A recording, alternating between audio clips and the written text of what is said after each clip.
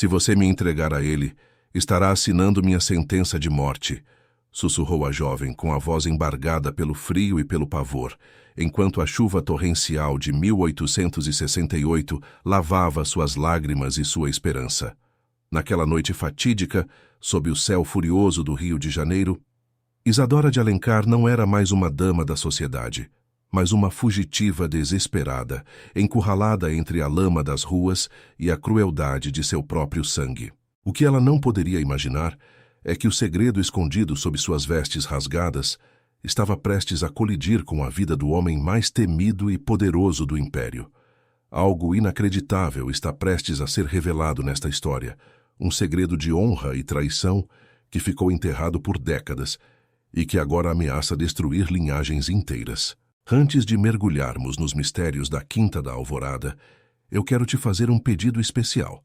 Assista a este relato até o último segundo, pois cada detalhe será fundamental para entender o desfecho surpreendente. Se você gosta de histórias intensas sobre justiça e superação, deixe sua inscrição aqui no canal para apoiar nosso trabalho. E ao final, comente com uma nota de 0 a 10 para o que você sentiu com esta narrativa. Sua presença aqui é muito importante para nós. O Rio de Janeiro de 1868 era uma cidade de contrastes brutais. Enquanto as luzes dos salões da elite brilhavam com o ouro do café, as sombras dos becos escondiam conspirações e miséria. Isadora de Alencar, aos 18 anos, conhecia bem os dois mundos.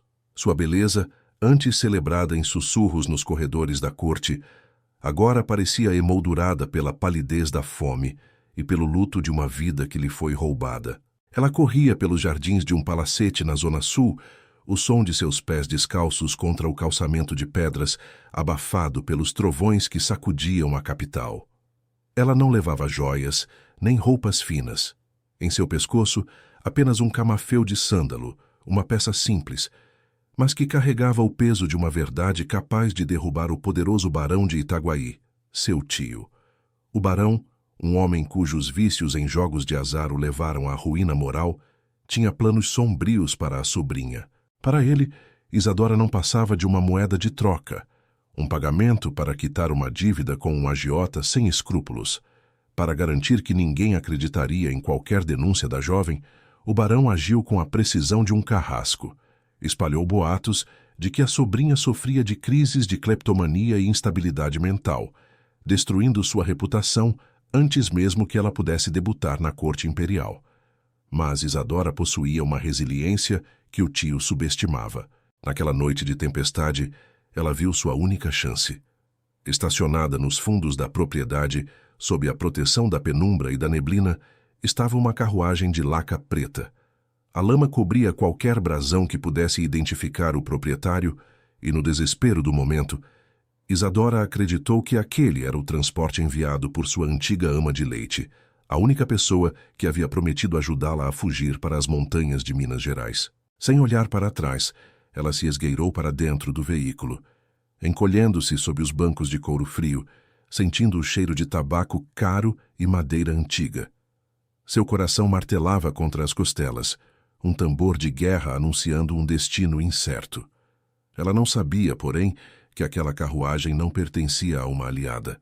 O veículo era a fortaleza móvel de Dom Augusto de Cavalcante, o Duque de Alvorada. Conhecido em todo o império como o Duque de Gelo, Augusto era um homem de 35 anos, cuja simples menção do nome fazia silenciar os salões mais ruidosos.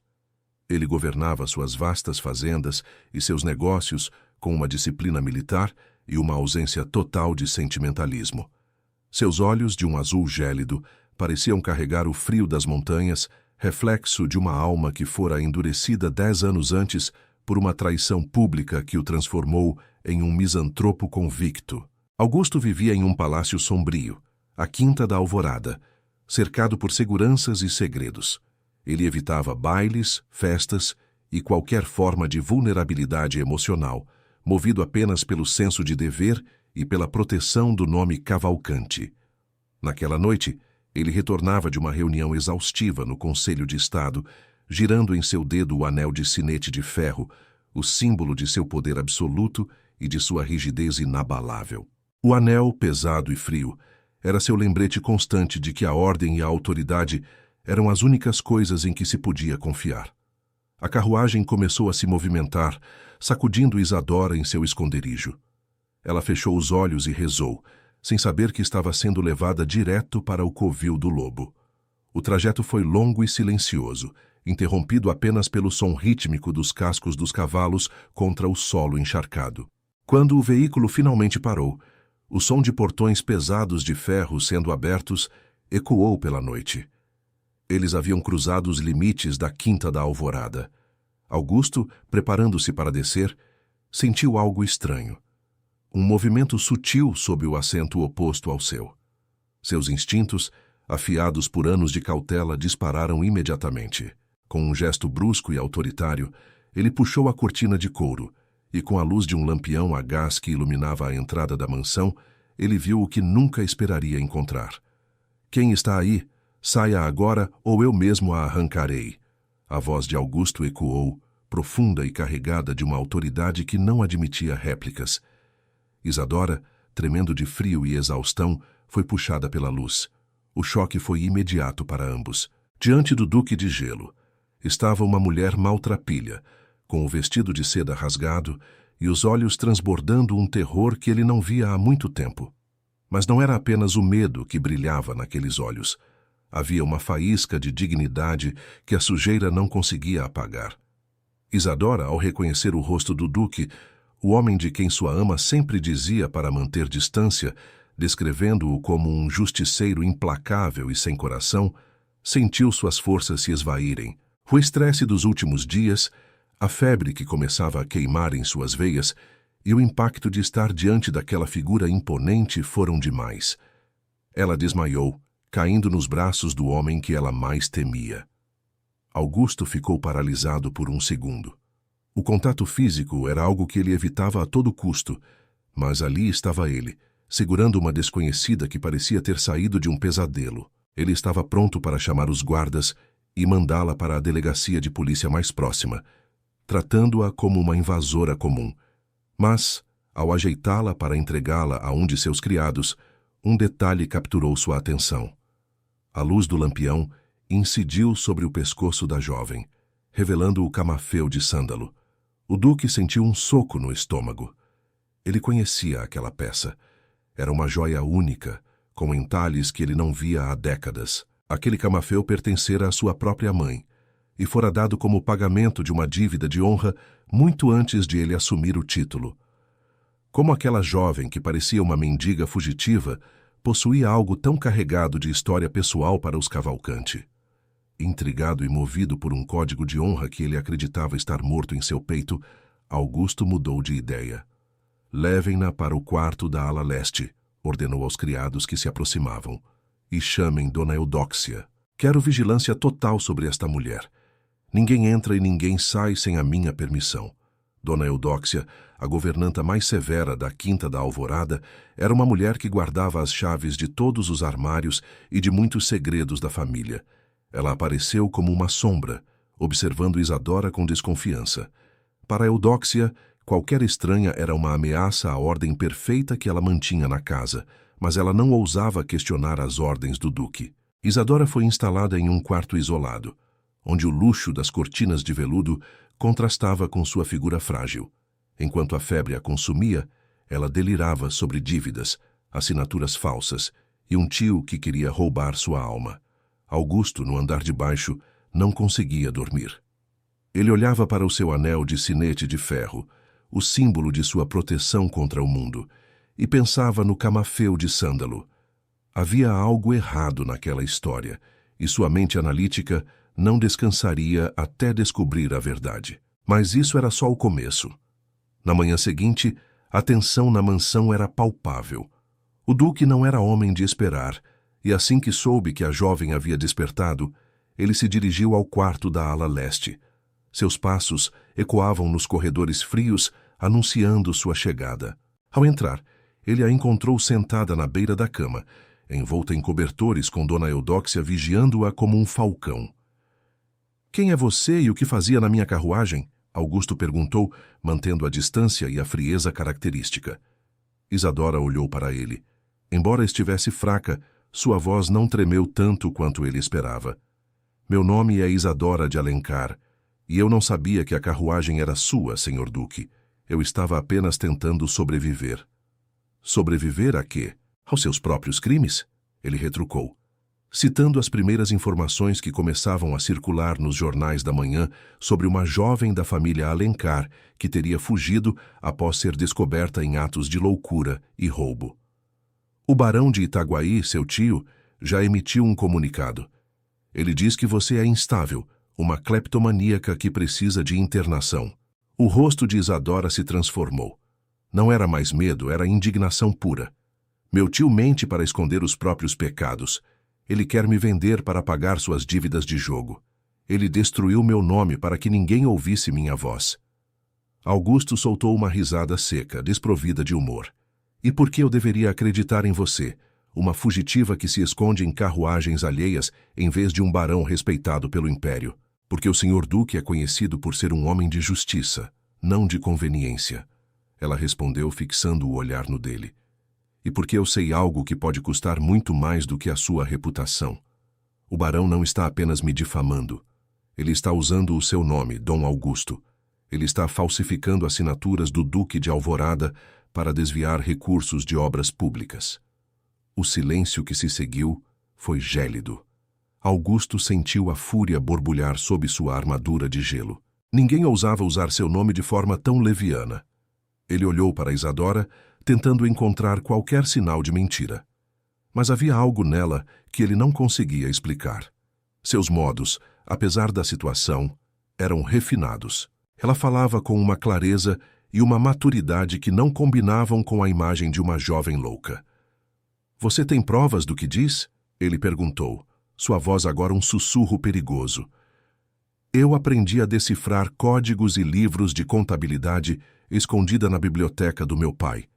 Isadora revelou, revelando um talento que poucas mulheres de sua época ousariam admitir.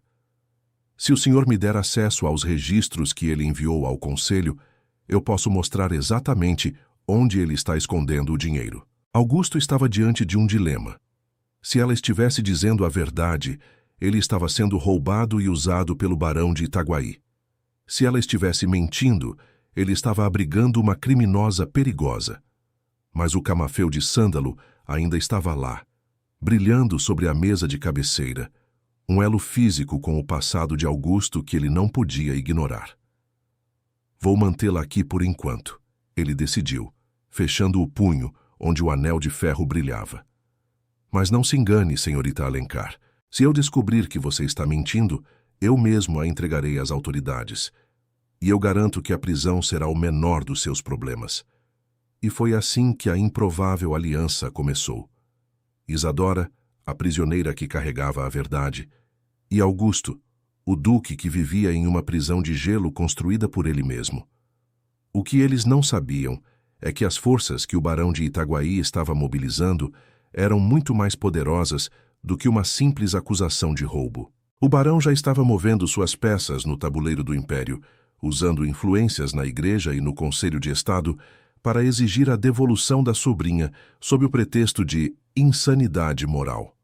Nos dias que se seguiram, a Quinta da Alvorada tornou-se o palco de uma investigação silenciosa.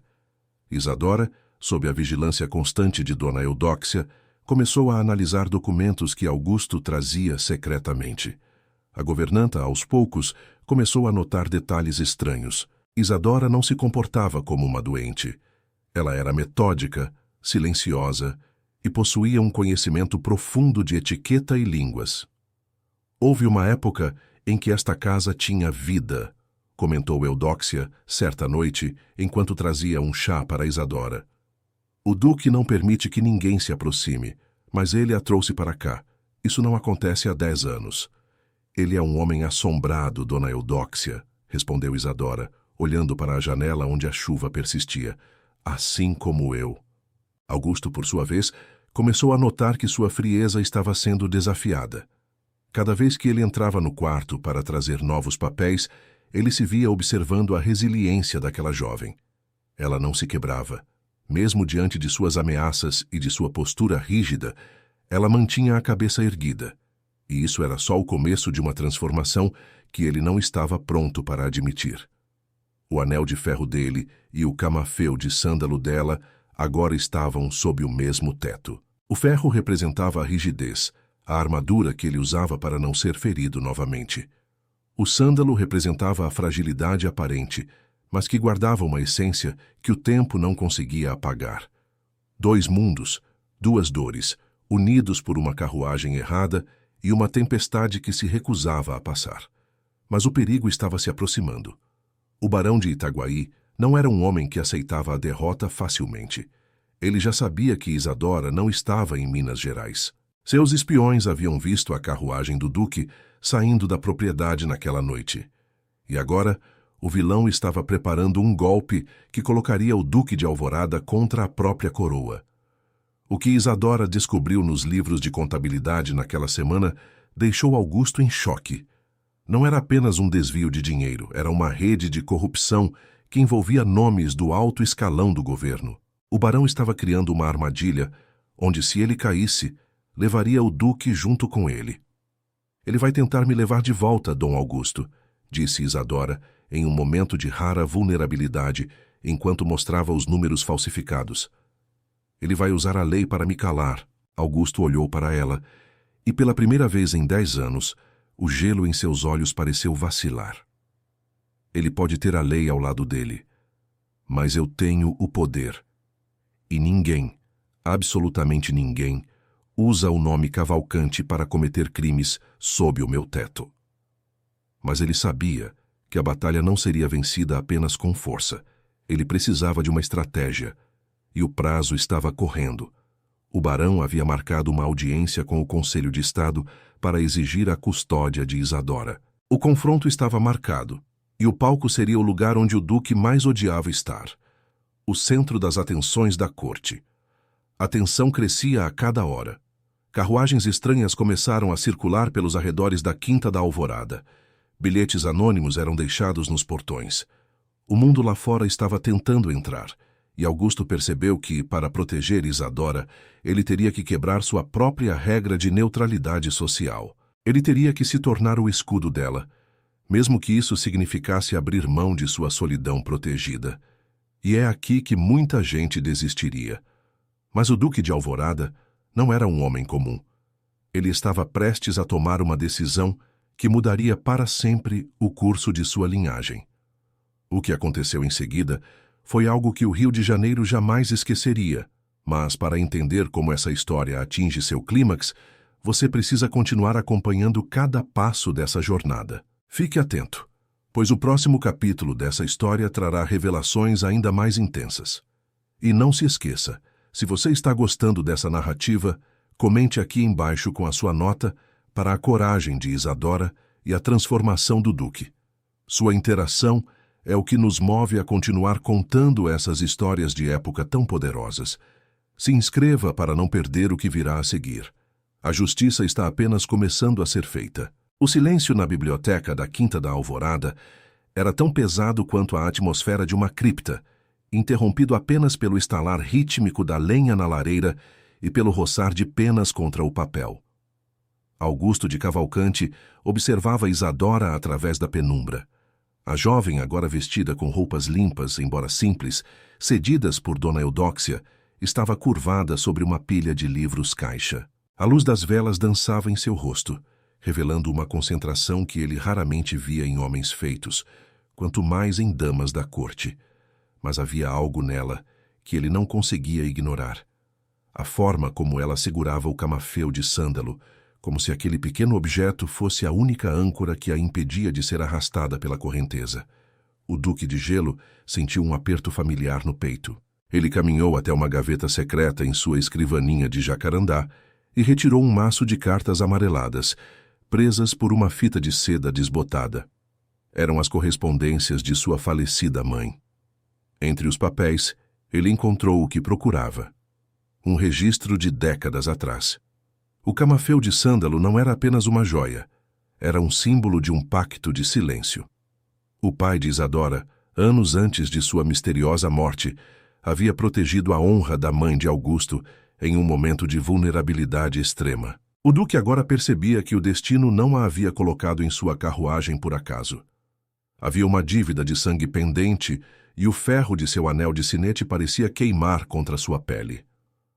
"O que você encontrou, senhorita Alencar?" perguntou ele, sua voz cortando o silêncio como uma lâmina fria. Isadora levantou os olhos, e Augusto viu nelas uma mistura de triunfo e pavor. "É pior do que eu imaginava, Dom Augusto. Meu tio não está apenas desviando dinheiro das obras do porto, ele está criando uma rede de empréstimos fictícios, usando o selo do seu ducado como garantia. Se esses pagamentos não forem honrados, e eles não serão, pois o dinheiro já desapareceu, os credores virão contra as suas terras. Ele está cavando um abismo sob os seus pés enquanto me usa como cortina de fumaça." Augusto aproximou-se da mesa, seus dedos tocando os registros que ela indicava. A precisão técnica de Isadora era assustadora. Ela havia identificado padrões de falsificação que passariam despercebidos, até pelo contador mais experiente do império. Mas, enquanto eles mergulhavam naquelas provas, um som vindo do pátio externo interrompeu a investigação. O bater metálico da aldrava no portão principal ecoou por toda a mansão, seguido pelo latido furioso dos cães de guarda. Mas isso era só o começo de uma noite que testaria os limites da autoridade do duque.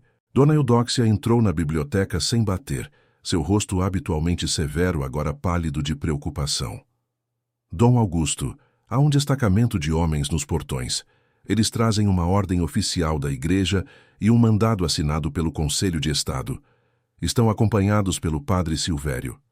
Isadora levantou-se bruscamente, derrubando o tinteiro. A mancha negra se espalhou pelo papel como o destino que tentava alcançá-la.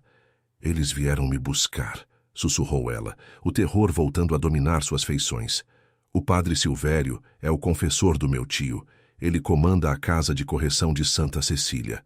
Se eu entrar lá, Dom Augusto, nunca mais sairei. Eles usam a religião para enterrar mulheres que sabem demais." O Duque de Gelo permaneceu imóvel. Ele sabia que desafiar uma ordem conjunta da Igreja e do Conselho de Estado era um convite ao escândalo público, algo que ele havia passado a última década evitando a todo custo. Sua reputação de homem rígido e cumpridor da lei era sua maior defesa. No entanto, ele olhou para o camafeu de sândalo e para a prova da traição do barão sobre a mesa. Entregar Isadora agora seria entregar sua própria honra aos lobos. "Fique aqui", ordenou Augusto, sua voz assumindo um tom de comando que não admitia hesitação.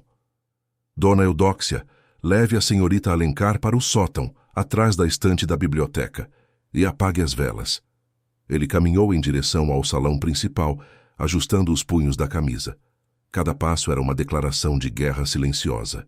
Ao abrir as portas duplas, ele encontrou o padre Silvério, um homem de baixa estatura, mas de olhar afiado e ambicioso, ladeado por 2 oficiais da guarda e um advogado que Augusto reconheceu como um dos asseclas do barão de Itaguaí. "Dom Augusto", começou o padre, fazendo uma reverência superficial que não chegava aos olhos. "Lamentamos interromper sua paz nesta hora tardia. No entanto, temos informações seguras de que uma jovem fugitiva, a senhorita Isadora de Alencar, encontra-se sob sua proteção.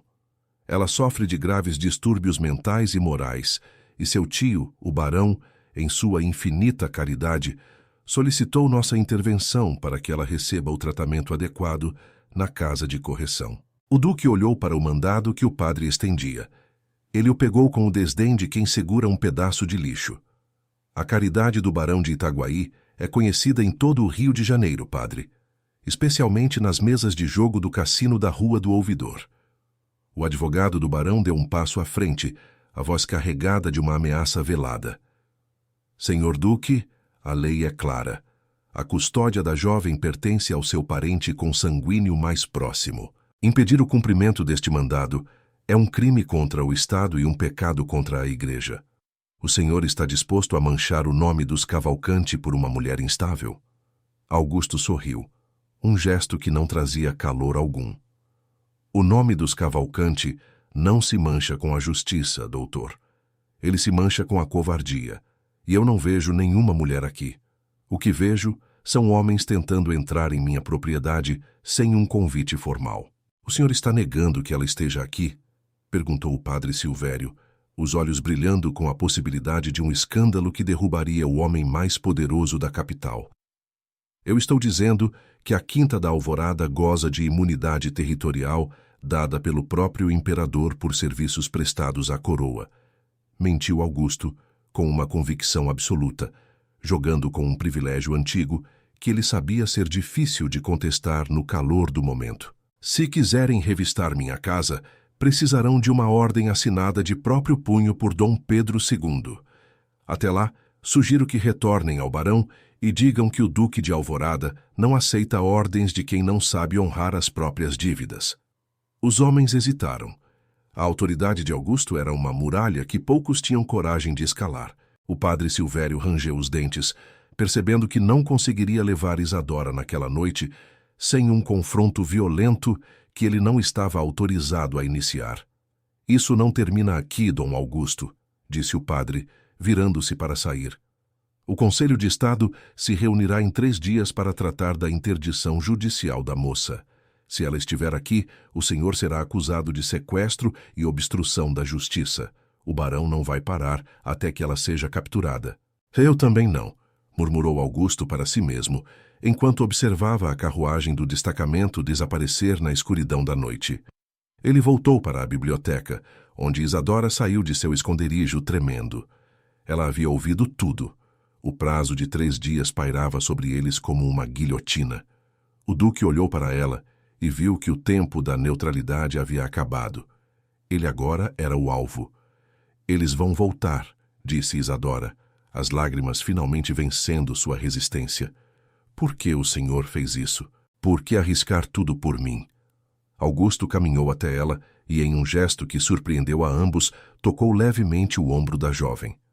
Porque o ferro do meu anel nunca se curva à mentira, senhorita. E porque eu descobri que o seu camafeu guarda mais do que o seu segredo. Ele guarda o meu destino. Ele achou que estava tudo resolvido por aquela noite. Não poderia estar mais enganado. O que ele não sabia era que o barão de Itaguaí já tinha um espião dentro da própria mansão. Alguém que conhecia as passagens secretas e os horários de vigilância.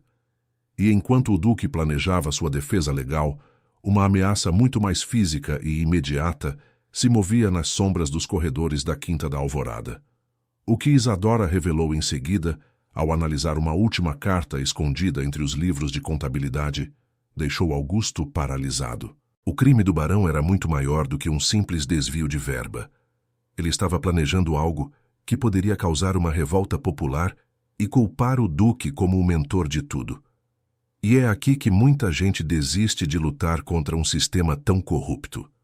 Mas Augusto de Cavalcanti não era apenas um duque. Ele era um homem que acabara de encontrar um motivo para voltar a sentir. A batalha estava apenas começando, e o próximo passo seria o mais perigoso de todos. Se você está acompanhando essa disputa de poder e quer saber se o duque conseguirá proteger Isadora desse plano diabólico, não saia daí. Comente abaixo. Você acha que o duque deve arriscar seu título por ela? Deixe sua nota de 0 a 10 para essa reviravolta e se inscreva no canal para não perder o clímax dessa história intensa. O tempo está correndo e o barão não terá piedade. A noite na Quinta da Alvorada parecia se recusar a terminar. Após a partida do padre Silvério, o silêncio que se abateu sobre a mansão era interrompido apenas pelo som da chuva, que agora caía de forma melancólica, como se o próprio céu do Rio de Janeiro estivesse de luto pela justiça. Augusto de Cavalcanti permanecia de pé diante da grande janela da biblioteca, observando os jardins mergulhados na escuridão. Ele girava o anel de sinete de ferro em seu dedo, um gesto que denunciava a tempestade interna que sua face de gelo tentava ocultar. Ele era o Duque de Alvorada, o homem que nunca se curvava, mas pela primeira vez em 10 anos sentia o peso de uma decisão que não envolvia apenas terras ou café, mas a vida de uma mulher que o destino havia jogado em seus braços. O senhor não precisava ter feito aquilo. A voz de Isadora soou baixa, vinda das sombras da estante de livros. Ela se aproximou lentamente, à luz de uma única vela, iluminando seu rosto pálido. O senhor arriscou sua posição diante da igreja e do conselho. Se meu tio souber que o senhor mentiu sobre a imunidade territorial, o seu tio já sabe que eu menti, senhorita Alencar, interrompeu Augusto, virando-se para encará-la. Seus olhos gélidos encontraram os dela, e por um breve segundo, a barreira que ele construíra ao redor de si pareceu tremer. Ele não é um tolo. Ele apenas precisava de uma desculpa para não iniciar um banho de sangue em meus portões. Mas ele usará esses 3 dias para cavar a minha sepultura social. Ele vai alegar que eu a sequestrei para esconder as provas dos meus próprios crimes. Isadora sentiu um calafrio. Ela caminhou até a mesa e apontou para o último documento que havia decifrado. É por isso que o senhor não pode simplesmente me esconder. Veja esta carta, Dom Augusto. Ela estava camuflada entre os recibos de transporte de sacas de café. Meu tio não está apenas desviando dinheiro. Ele está financiando panfletos sediciosos contra a coroa e usando o seu selo para autenticar as ordens de pagamento. Ele planeja uma revolta no porto e quer que o senhor seja apontado como o mentor intelectual. Se ele conseguir me levar para a casa de correção, eu serei forçada a assinar uma confissão que o incrimina. Augusto sentiu o sangue ferver. A audácia do barão de Itaguaí ultrapassava todos os limites da vilania. Ele estava usando a própria sobrinha como uma peça de sacrifício para derrubar o homem que ele mais invejava. O duque pegou o camafeu de sândalo que estava sobre a mesa, sentindo o perfume sutil da madeira. A peça era um lembrete constante de que a honra dos Cavalcanti estava intrinsecamente ligada à proteção daquela jovem. Mas isso era só o começo de uma investigação que revelaria segredos ainda mais sombrios. Na manhã seguinte, Augusto chamou seu cocheiro de confiança, um homem chamado Tião, que trabalhava para a família há décadas. Ele precisava de informações sobre o que estava sendo dito nos cortiços e nas tavernas próximas ao porto. Enquanto isso, na mansão, Dona Eudóxia mantinha uma vigilância constante, mas a governanta, com seus ouvidos aguçados, percebeu algo estranho. O barulho de passos leves nos corredores de serviço durante a madrugada, o som de uma porta que não deveria ser aberta. Dom Augusto, sussurrou Eudóxia, encontrando o duque no escritório. Temos um traidor sob este teto. Alguém tem passado informações para o lado de fora através das janelas da cozinha. Vi sinais de luzes sendo trocados com alguém no bosque da propriedade. Augusto sentiu a armadilha se fechando. Ele achou que estava tudo resolvido com a barreira física que impusera nos portões. Não poderia estar mais enganado. O inimigo já estava dentro de sua fortaleza. Ele precisava agir rápido, antes que o barão usasse o espião para plantar provas falsas dentro da Quinta da Alvorada. E é aqui que muita gente desiste. O isolamento pode ser a pior das prisões, pensou Augusto, enquanto olhava para Isadora, que agora revisava cada linha dos registros, ignorando o próprio cansaço. Ele percebeu que a força daquela mulher era o que o impedia de cair no desespero. Ela era vulnerável, sim, mas possuía uma mente que era uma arma mais poderosa do que qualquer espada. Nós vamos ao Paço Imperial, anunciou Augusto, sua voz carregada de uma determinação nova. Não como fugitivos, mas como acusadores. O jantar de gala em homenagem à princesa Isabel será em 3 dias. É o palco perfeito onde o seu tio planeja a sua captura pública. Nós faremos o contrário. Nós o enfrentaremos diante de toda a corte. Isadora empalideceu. O senhor quer que eu apareça em um baile da corte? Depois de tudo o que ele disse sobre mim, eu serei humilhada, Dom Augusto. Ninguém vai acreditar em uma mulher que foi rotulada como louca. Eles vão acreditar se você estiver ao meu lado, respondeu o duque, dando um passo em direção a ela. Eu vou quebrar a tradição do meu silêncio. Eu vou mostrar a eles que o Duque de Gelo ainda tem fogo para queimar os traidores. Mas para isso, Isadora, você precisa confiar em mim mais do que confia em sua própria vida. A decisão moral estava tomada. Augusto sabia que, ao fazer isso, ele colocaria sua reputação e seu título em jogo. O Conselho de Família dos Cavalcanti certamente tentaria impedi-lo, alegando que ele estava sendo manipulado por uma jovem sedutora. Mas ele não se importava mais com os boatos. Pela primeira vez em anos, ele sentia que estava fazendo a coisa certa. Mas o que Isadora revelou em seguida ao abrir um compartimento secreto no fundo de um baú que trouxera escondido, deixou o duque sem palavras. Lá dentro havia uma carta selada pelo falecido pai dela, endereçada ao próprio Augusto, que nunca fora entregue. A carta explicava a origem da dívida de honra e revelava que o barão de Itaguaí não era apenas um tio cruel, mas o homem por trás da morte do pai de Isadora. Ele o matou por causa dessas terras, Dom Augusto, disse Isadora com a voz embargada. E agora ele quer terminar o que começou. A escalada de tensão atingira o seu ápice. O prazo estava correndo, e o espião dentro da casa ainda não fora identificado. Augusto precisava de uma prova física irrebatível para apresentar no baile, algo que o barão não pudesse negar nem com toda a sua influência na igreja. E você? O que acha que o duque deve fazer agora? Ele deve expulsar o espião imediatamente ou usá-lo para enviar informações falsas ao barão? Esta história está chegando ao seu momento mais crítico e eu quero saber sua opinião. Deixe um comentário com uma nota de 0 a 10 para o plano de Augusto e se inscreva para não perder o próximo capítulo, onde o segredo oculto será finalmente revelado. O destino de Isadora e a honra do duque estão por um fio, e o jantar de gala será o campo de batalha final. Não perca o que vem a seguir, pois a justiça pode ter um preço muito alto. A carta que Isadora segurava não era apenas papel e tinta. Era o testamento de uma traição que atravessava gerações e o eco de um grito de justiça silenciado há anos. Na penumbra da biblioteca, as palavras de seu falecido pai pareciam ganhar vida, revelando que o barão de Itaguaí não havia apenas roubado a herança de Isadora, mas havia orquestrado a ruína da própria mãe de Augusto para encobrir seus crimes. O Duque de Gelo sentiu um tremor percorrer sua espinha, um sentimento que ele não experimentava desde que se isolara do mundo. O ódio que ele nutria pela traição de sua falecida esposa agora encontrava um novo alvo, muito mais concreto e perigoso. Ele não vai parar até que não reste nada de nós dois, Dom Augusto, disse Isadora, sua voz agora firme, apesar das lágrimas que brilhavam em seus olhos. Ele sabe que, se eu falar, o castelo de cartas dele desmorona. Mas ele não sabe que eu tenho isto. Ela se dirigiu a uma estante lateral da biblioteca, onde o sol da manhã começava a tocar as lombadas de couro dos livros antigos.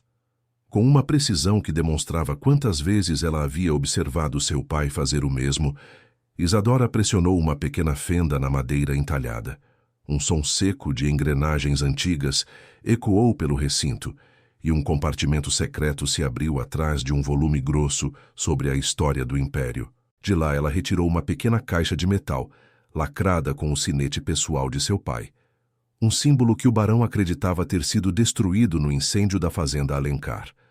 Lá dentro não havia ouro, mas algo muito mais valioso: as escrituras originais das terras que o barão alegava ter comprado da coroa, mas que, na verdade, haviam sido roubadas através de um esquema de falsificação de assinaturas imperiais. Havia também uma confissão assinada por um antigo tabelião detalhando como o barão o chantageara para validar os documentos falsos.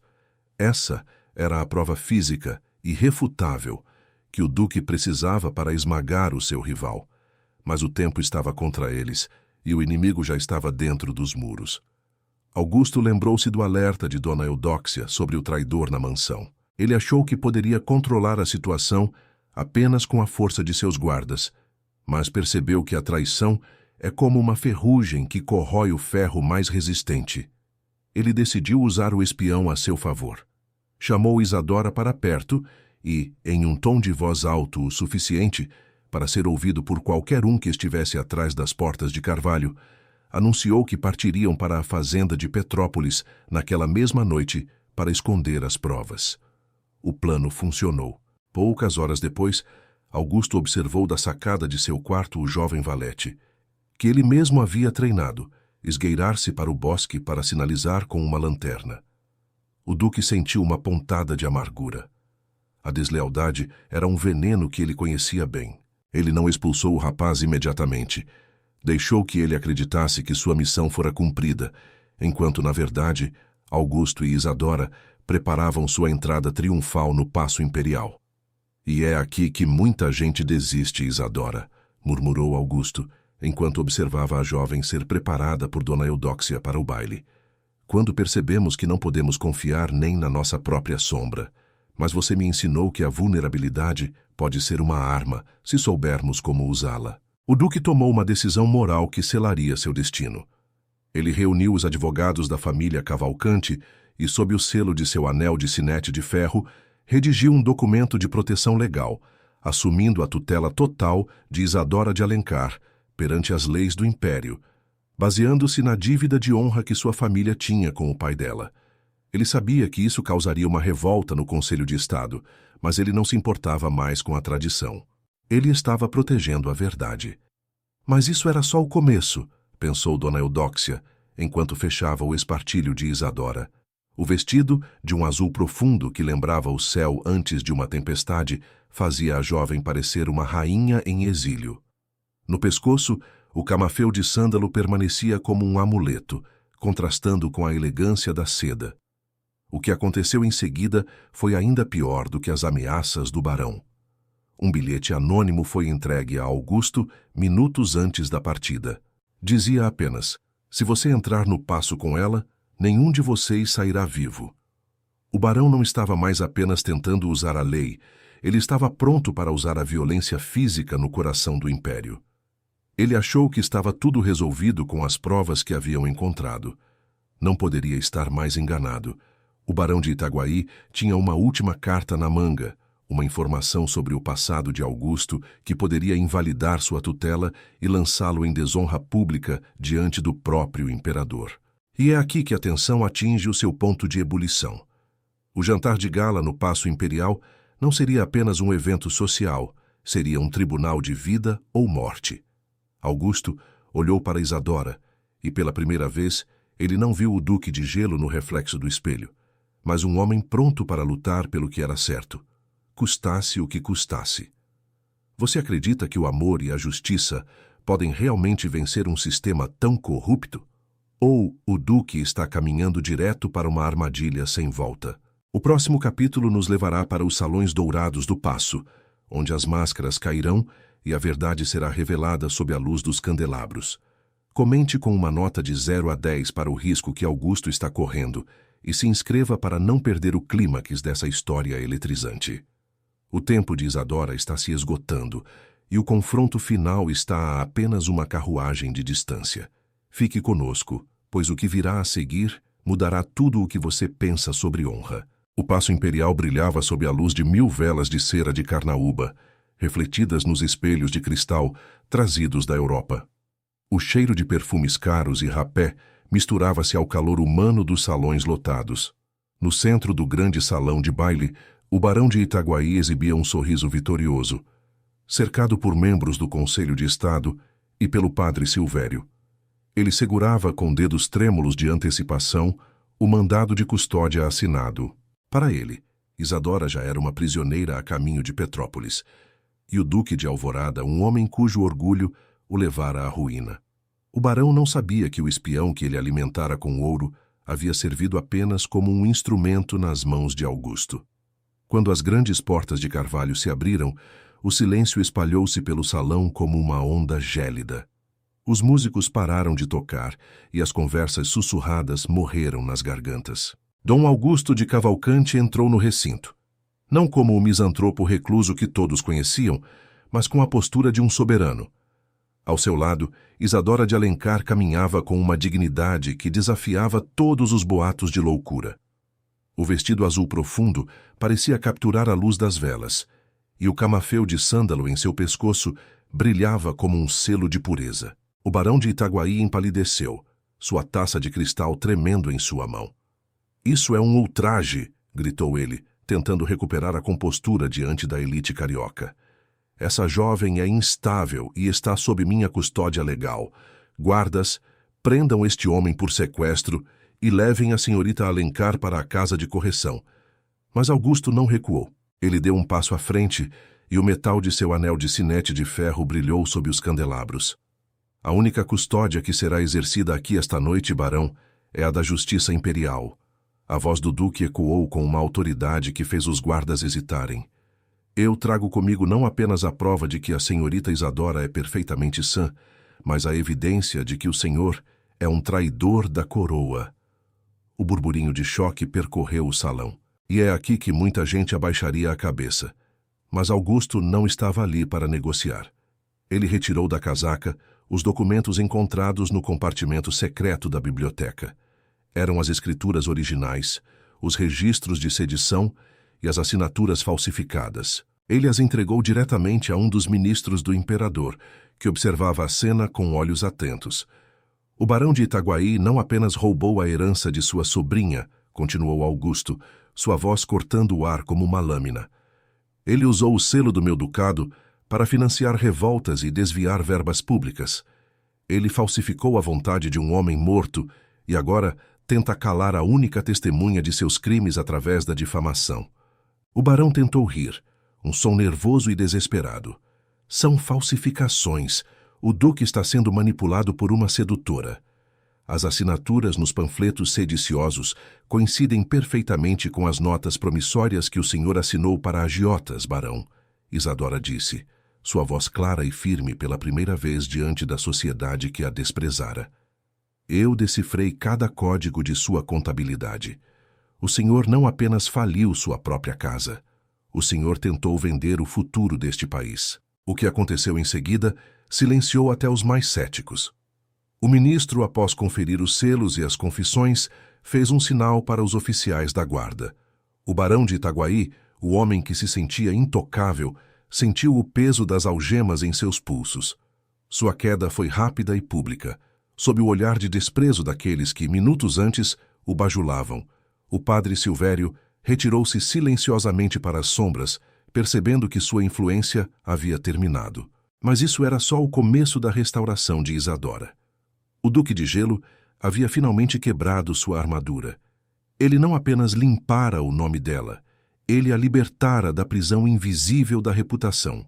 Mas enquanto o vilão era levado, Augusto olhou para Isadora e percebeu que o maior desafio ainda estava por vir.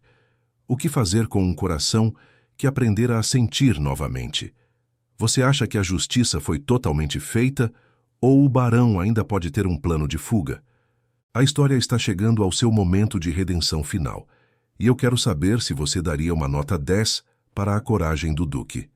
Comente abaixo e se inscreva para o desfecho emocionante, onde o camafeu e o anel encontrarão seu lugar definitivo. O renascimento está próximo, mas o que o Duque revelará a Isadora nos jardins da Quinta mudará tudo.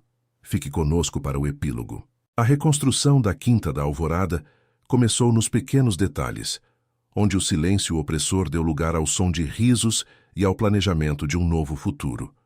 Dom Augusto, antes um homem que governava através do medo e do isolamento, passou a usar sua influência para sanear as dívidas das terras que o barão quase destruíra, garantindo que as famílias de colonos e trabalhadores tivessem dignidade e justiça. Isadora, agora senhora de sua própria herança e de sua voz, não retornou ao palacete de sua infância, lugar de tantas dores. Ela escolheu transformar a Quinta em um centro de cultura e acolhimento. Dona Eudóxia, cujas chaves antes simbolizavam controle e segredos, agora as usava para abrir as grandes janelas e deixar a brisa do mar do Rio de Janeiro inundar os corredores. Mas a maior transformação não foi nos registros de terras ou nos tribunais. Nos jardins ensolarados da propriedade, sob a sombra de uma majestosa mangueira, Augusto e Isadora observavam o horizonte. Sobre um banco de mármore repousava uma pequena caixa de jacarandá. Dentro dela, o anel de sinete de ferro e o camafeu de sândalo estavam finalmente lado a lado. O ferro não era mais uma armadura para esconder um coração ferido, e o sândalo não precisava mais ser um amuleto de sobrevivência. Você devolveu a vida a esta casa, Isadora, sussurrou Augusto, sua voz agora carregada de uma serenidade que ele nunca imaginou possuir. E você me devolveu a coragem de ser quem eu realmente sou, respondeu ela, fechando o grande livro de registros da família, não como uma prisioneira do passado, mas como a senhora de seu próprio destino. A lição que ficou gravada nas paredes daquela mansão e nos corações de quem conheceu sua história é que a honra não é algo que se herda em um título ou se compra com ouro, mas algo que se constrói através da coragem de proteger o que é certo, mesmo quando o mundo inteiro exige o silêncio. A verdade pode ser escondida por uma tempestade, mas ela sempre encontrará o caminho para a luz. E foi assim que o Duque de Gelo encontrou seu calor e a jovem fugitiva encontrou seu porto seguro. Se você se emocionou com esta jornada de justiça, segredos e redenção, não esqueça de se inscrever no canal para apoiar nosso trabalho e acompanhar novas histórias emocionantes sempre que você voltar aqui. Eu realmente quero saber sua opinião. Que nota de 0 a 10 você dá para o desfecho de Augusto e Isadora? Deixe seu comentário abaixo e nos conte qual parte mais tocou seu coração. Até a próxima história.